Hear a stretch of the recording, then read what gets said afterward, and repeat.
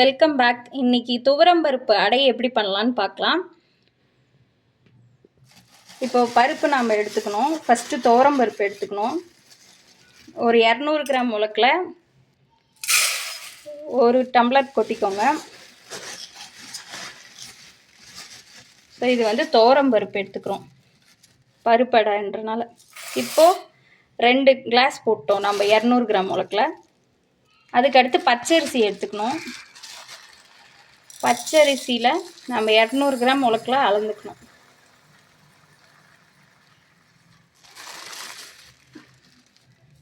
அது ஒரு 1.5 கப் போல் போட்டுக்கோங்க. 2 கப் பருப்புக்கு 1.5 கப் போடணும் பச்சரிசி.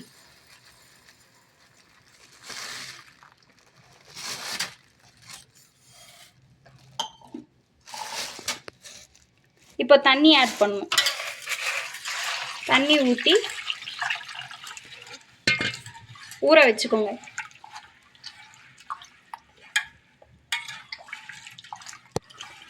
முழுகிற அளவுக்கு ஒரு தண்ணி கலக்கி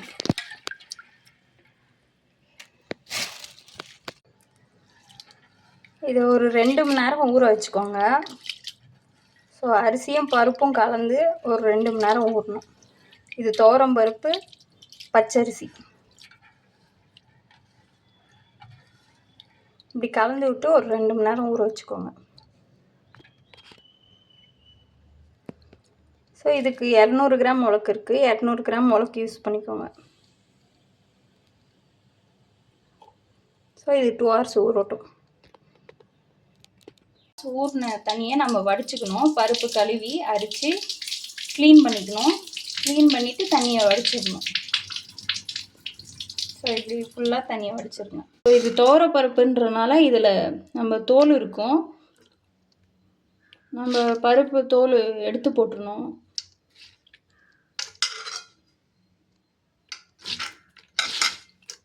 கழுவிட்ட பிறகு இப்படி எடுத்து போட்டுருணும். இப்படி ட்ரெயின் பண்ணி தோலெல்லாம் எடுத்துக்கோங்க. 1-2 உங்களுக்கு பிடிக்கலன்னா தோல் எடுத்துருங்க. பருப்பு இப்படி தண்ணி வடிச்சிட்டு எடுத்துக்கோங்க. ஊற வச்சது க்ளீன் பண்ணி நம்ம கல்லெல்லாம் இல்லாமல் எதுவும் இல்லாமல் தூசி இல்லாமல் எடுத்துக்கோங்க. ஸ்பைசஸ் நம்ம மசாலா அரைக்கணும் இந்த அடைக்கு. அதுக்கு ஃபஸ்ட்டு நம்ம வந்து லவங்கம் எடுத்துக்கிறோம். லவங்கம் வந்து ஒரு 5 எடுத்துக்கோங்க. பட்டை 2 எடுத்துக்கோங்க. அதுக்கப்புறம் மிளகா ஒரு 6 எடுத்துக்கோங்க. சிகப்பு மிளகா எடுத்துக்கோங்க. ரெட் சில்லி எடுத்துக்கோங்க. கார்லிக் தோல் உரித்து நீக்கினது எடுத்துக்கோங்க. அதே போல் இஞ்சி ஒரு துண்டு தோல் இல்லாமல் எடுத்துக்கோங்க. ஸோ இந்த 5 திங்ஸ் நம்ம ஆட் பண்ண போகிறோம், அரைக்க போகிறோம் இதை. ஸோ இந்த ஸ்பைசஸ்லாம் எடுத்து ரெடி பண்ணி வச்சுக்கோங்க. இப்போ திரும்பியும் ஒரு இட்லி பாத்திரத்தில் அரிசியை போட்டு நல்லா கழுவிக்கோங்க.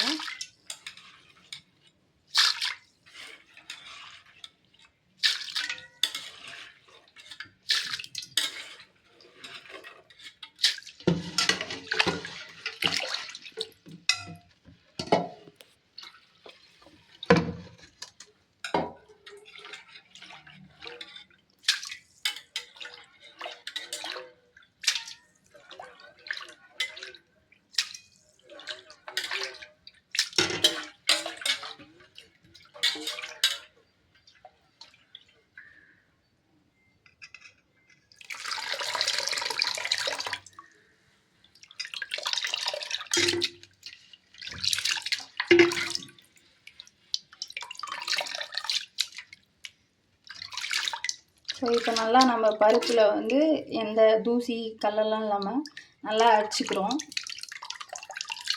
அரைச்சி கழுவிக்கணும். தூசி எதனா இருந்துச்சுன்னா எடுத்துடணும்.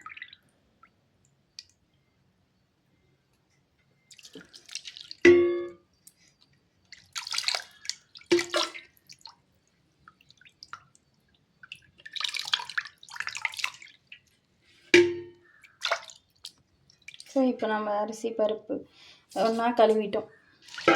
மிக்ஸி ஜார் எடுத்துகிட்டு உப்பு போட்டுக்கிறோம். ஒரு ஸ்பூன் அளவு கல் உப்பு போட்டுக்கிறோம். அடுத்து நம்ம வச்சுருக்க ஸ்பைசஸ் போட போகிறோம். பட்டை லவங்கம் போட்டுக்கிறோம். அதுக்கடுத்து பூண்டு, இஞ்சி, ரெட் சில்லி போட்டுக்கிறோம். மிக்ஸி ஜாரில் ஆட் பண்ணிக்கோங்க. இது கூடவே நம்ம பெருங்காயம் ஆட் பண்ணுறோம். ஒரு 1/4 டீஸ்பூன் ஆட் பண்ணும். இதை அரிசியும் பருப்பும் மிக்ஸி ஜாரில் ஒரு புடி போட்டுக்கிறோம். கொஞ்சம் கொஞ்சமாக நம்ம ஈடாக அரைச்சிக்கணும். ஒரு 4 ஈடு அந்த மாதிரி அரைச்சிக்கணும். இப்போ 2 புடி போட்டு மசாலாவோட தண்ணி ஊற்றிக்கிறோம். மிக்சியில் தண்ணி ஆட் பண்ணிக்கோங்க. கொஞ்சமாக ஆட் பண்ணிக்கோங்க. மாவு கெட்டியாக அரைக்கணும்.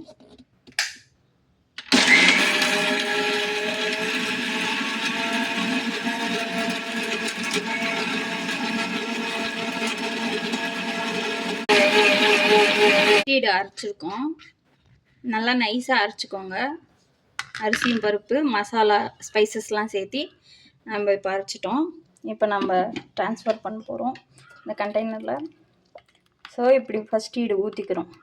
மசாலாவோடு சேர்த்து அரைச்ச அரிசி பருப்பு எல்லாம் போட்டுக்கிறோம். அரிசி பருப்பு மட்டும் அரைக்க போகிறோம். இப்போது 2வது ஈடு இப்போ மிக்சியில் அரைச்சிக்கோங்க. தண்ணி கொஞ்சமாக ஆட் பண்ணி அரைச்சிக்கிறோம். ஒரே ஒரு சின்ன குட்டி டம்ளரில் ஒரு 1/4 தண்ணி ஊற்றிக்கோங்க. அதனால ஒயிட் கலரில் இருக்கும். முன்னே அரைச்சது வந்து மசாலாலாம் போட்டனால ஒரு லைட் ஆரஞ்சு கலரில் இருக்கும். இப்போ நம்ம அரிசி பருப்பு மட்டும் அரைக்கனால இது ஒரு ஒயிட் கலரில் இருக்கும். இன்னும் நல்லா நைஸாக அரைச்சிக்கணும். நம்ம ஃபஸ்ட் ஈடு அரைச்சது இந்த கலரில் இருக்குது. 2வது அரைச்சது இப்படி இருக்குது. நம்மளுக்கு கலர் டிஃப்ரென்ஸ் தெரியும். இப்போ நம்ம கலக்கிட்டோம்னா எல்லாமே ஒரே கலரில் மாறிடும். ஸ்பைசஸ் ஆட் பண்ணியிருக்கனால அது கலர் கொஞ்சம் கொடுத்துருக்கோம். அவ்வளோதான். ஈடு அரைக்க போகிறோம். இருக்கிற அரிசி பருப்புலாம் மொத்தமாக போட்டுக்கோங்க. மீதி லாஸ்ட்டாக எவ்வளோ இருக்கோ அத்தனை ஈடு அரைச்சிக்கோங்க. இப்போ நம்மளுக்கு மிக்ஸி ஃபுல்லாக வந்திருக்கு. லைட்டாக கொஞ்சமாக தண்ணி ஊற்றி கெட்டியாகவே அரைச்சிக்கோங்க. ஏன்னா இது அடைன்றனால நம்ம கெட்டியான பதத்துலேயே அரைச்சிக்கணும்.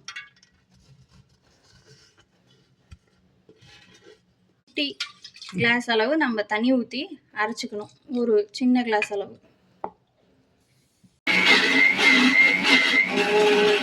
நைஸாக இருக்குது பாருங்கள். இப்போ நம்ம அப்படியே கொட்டிக்கிறோம்.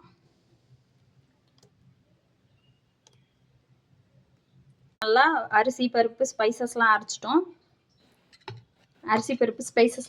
இப்போ இதை நம்ம கலக்கிக்கிறோம். ஸோ மாவை நம்ம மிக்ஸ் பண்ணிக்கிறோம் நல்லா. இப்போது அந்த ஸ்பைசஸோடு எல்லாம் சேர்த்து நல்லா மிக்ஸ் பண்ணால் இப்போ கலர் மாறிடும் பாருங்கள். இப்போ அடைக்கான அளவு பதம் வந்துருச்சு. கொஞ்சம் கெட்டியாக திக்காக இருக்குது பாருங்கள். இந்த மாதிரி பதத்தில் அரைச்சிக்கோங்க. திக்காக நம்மளுக்கு தண்ணியாக இருக்கக்கூடாது. அப்புறம் அடை மாதிரி இருக்காது. சின்ன டம்ளரில் ஒரு 1/4 தண்ணி ஊற்றி அரைச்சிக்கோங்க. ஸோ நம்மளுக்கு தோசை மாவு பதத்துக்கு வந்துருச்சு. அடை மாவு பதத்துக்கு. இப்போ மிக்ஸ் பண்ண உடனே உங்களுக்கு கலர் லைட் ஆரஞ்சு கலர் மாறிடும். ஸோ இதை அப்படியே வச்சுருங்க ஒரு ஓரமாக. இப்போ நம்ம அடையில் ஆட் பண்ணுறதுக்காக சில இன்க்ரீடியன்ட்ஸ் எடுத்து வச்சுருக்கோம். இதில் பெரிய வெங்காயம் கட் பண்ணி எடுத்துக்கோங்க. கூடவே சின்ன வெங்காயமும் எடுத்துக்கோங்க. சின்ன வெங்காயம் நல்லா டேஸ்ட் கொடுக்கும் இந்த அடைக்கு. அதனால் தோல் உரித்து சின்ன வெங்காயம் கட் பண்ணி வச்சுக்கோங்க. பெரிய வெங்காயம் கொஞ்சம் கட் பண்ணி வச்சுக்கோங்க. இது வந்து இந்த அடை வந்து ஒரு 4 பேர் சாப்பிட்ற அளவுக்கு நம்ம இன்றைக்கி பண்ணியிருக்கோம் அளவு. இப்போ இதுக்கு 2 வெங்காயம், இது சின்ன வெங்காயம் கொஞ்சம் ஒரு கைப்பிடி அளவு எடுத்துக்கோங்க. இப்போ கூடவே தேங்காய் எடுத்துக்கோங்க. தேங்காய் வந்து கட் பண்ணி குட்டி குட்டி பீசஸாக எடுத்துக்கோங்க. தேங்காய் குட்டி குட்டி பீசஸாக எடுத்துகிட்டு கூடவே நம்ம கொத்தமல்லி கட் பண்ணி வச்சுருக்கோம். கொத்தமல்லி கட் பண்ணி வச்சுட்டு நல்லா பொடியாக கொத்தமல்லி கொரியாண்டர்ஸ் கட் பண்ணி வச்சுட்டு அப்படியே நம்ம கருவேப்பிலை கொஞ்சம் எடுத்து வச்சுக்கிறோம். ஸோ இந்த 4 ஐட்டம் நம்ம ரெடி பண்ணி வச்சுக்கணும் மாவில் ஆட் பண்ணுறதுக்கு. நல்லா வெடிச்சிட்ருக்கு. இப்போ நம்ம கூட ஆனியன் ஆட் பண்ண போகிறோம். சின்ன வெங்காயம் ஃபஸ்ட் போட்டுக்கிறோம். சின்ன வெங்காயம் போட்டு நல்லா ஃப்ரை பண்ணிக்கிற மாதிரி வதக்கிக்கணும்.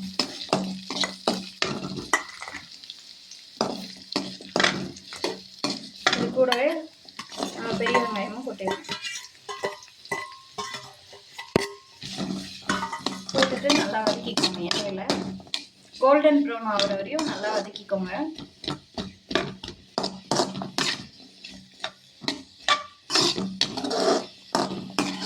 போட்டால் டேஸ்ட்டு கொடுக்கும், அதனால் நம்ம வதக்கி போட்டுக்கிறோம். இப்போ கருவேப்பிலை கொஞ்சம் போட்டுக்கிறோம். அதிலே வெங்காயத்தை எண்ணெயில் வதக்கி போட்டோம்னா நம்ம நல்லா டேஸ்ட்டு கொடுக்குன்றனால நம்ம வதக்கிக்கிறோம். இப்போ நம்ம 1 நிமிஷம் வதக்கணும். அடுப்பில் வதக்குனதை அப்படியே நம்ம மாவில் ஆட் பண்ணிக்கிறோம். வெங்காயம் எண்ணெயில் வதக்குனதை நம்ம அப்படியே ஆட் பண்ணிக்கிறோம். ஒரு நிமிஷம் வதக்குங்க, அவ்வளோதான் போதும். வதக்கி நம்ம மாவில் எல்லாத்தையும் மாவில் அப்படியே ஆட் பண்ணிக்கிறோம்.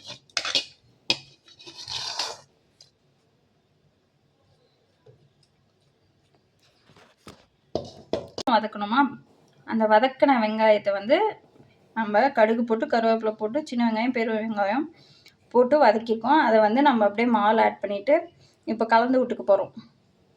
வதக்கி போட்ட டேஸ்ட்டு, அதனால் அப்படி பண்ணுறோம். இப்போ மாவை நல்லா கலக்கிக்கோங்க.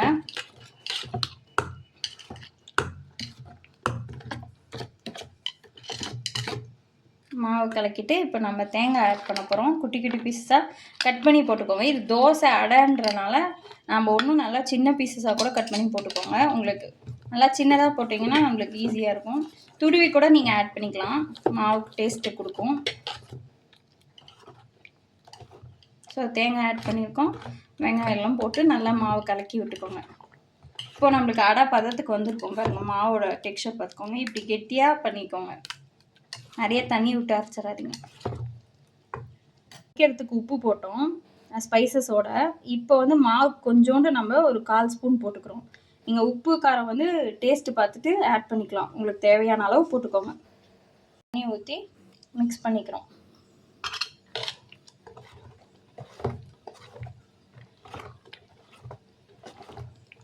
கொஞ்சம் ஆட் பண்ணிக்கிறோம். கொரியாண்டர்ஸ் போட்டுக்கோங்க.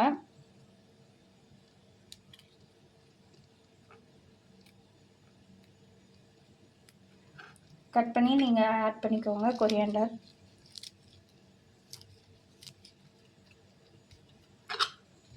இப்போ மாவில் இது நல்லா கலக்கி விட்டுக்கோங்க. அவ்வளோதான், நம்மளுக்கு தேவையான மாவு பதம் எல்லாம் போட்டு ரெடி பண்ணியாச்சு. இனிமேல் நம்ம தோசை ஊற்றுறது தான். அடை மாதிரி ஊற்றணும் நம்ம. ஸோ துவரம் பருப்பு அடை இப்போ ஊற்றலாம். ஊற்றிக்கோங்க. மாவு எடுத்துட்டு நீங்கள் தோசை தவா சூடு பண்ணி வச்சுருக்கோம், அதில் அப்படியே நாங்கள் ஸ்ப்ரெட் பண்ணிக்கோங்க.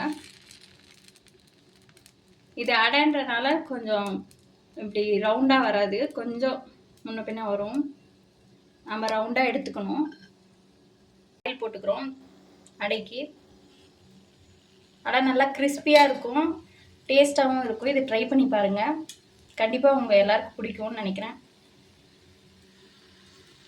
வெந்துட்டுருக்கு, கொஞ்சம் வேக விட்டு திருப்பணும் நம்ம.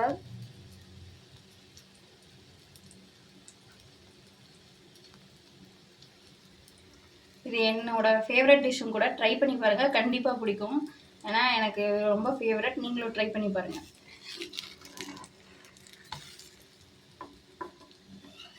ஸோ இது வந்து தோசை இப்போ சைடில் வெந்திருக்கும். வெந்த பிறகு நம்ம திருப்ப வரும். இப்போ அடை நம்ம திருப்பி போட்டோம். ஸோ அடை வந்து இந்த கலரில் தான் நம்மளுக்கு கிடைக்கும் பாருங்கள்.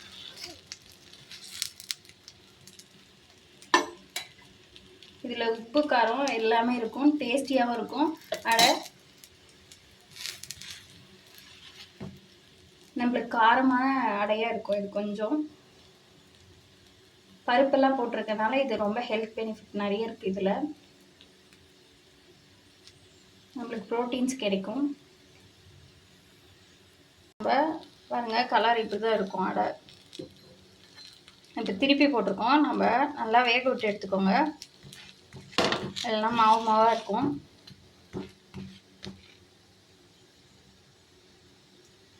கிறிஸ்பியான அடை நம்மளுக்கு ரெடி ஆகிட்டு இருக்கு பாருங்கள்.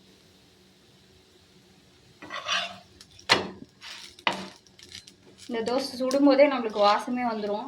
ஏன்னா பருப்பு போட்டிருக்கோம். இது பருப்பு அடைன்றதுனால வாசமாக இருக்கும் இந்த தோசை சுடும்போதே நம்மளுக்கு. ட்ரான்ஸ்ஃபர் பண்ணிடுவோம்.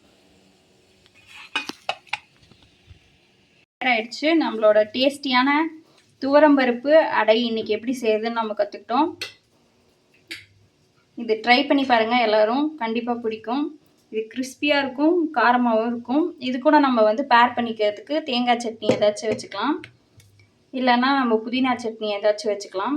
துவையல் எதுனாலும் இதோட பேர் பண்ணி நம்ம தொட்டு சாப்பிட்டுக்கலாம். ஸோ டேஸ்டியான அடை ரெடி ஆகிடுச்சு. அடை இன்னைக்கு ரெடி ஆகிடுச்சு. பாருங்கள், இப்படி கிறிஸ்பியாக இருக்கும். இது பச்சரிசி போட்டிருக்கேன். எதுக்கு போட்டிருக்கோன்னா கிறிஸ்பியாக இருக்கும். இதே போல் சட்னி வச்சு சாப்பிட்டு பாருங்கள், டேஸ்ட்டாக இருக்கும். ஸோ இன்றைக்கி துவரம்பருப்பு அடை பார்த்துருக்கீங்க. ஸோ இந்த வீடியோ பிடிச்சிருந்தா கமெண்ட் செக்ஷனில் பிங்க் ஹார்ட் கமெண்ட் பண்ணுங்கள், லைக் பண்ணுங்கள், சப்ஸ்கிரைப் பண்ணுங்கள், மறக்காமல் சேனலை ஃபாலோ பண்ணிக்கோங்க.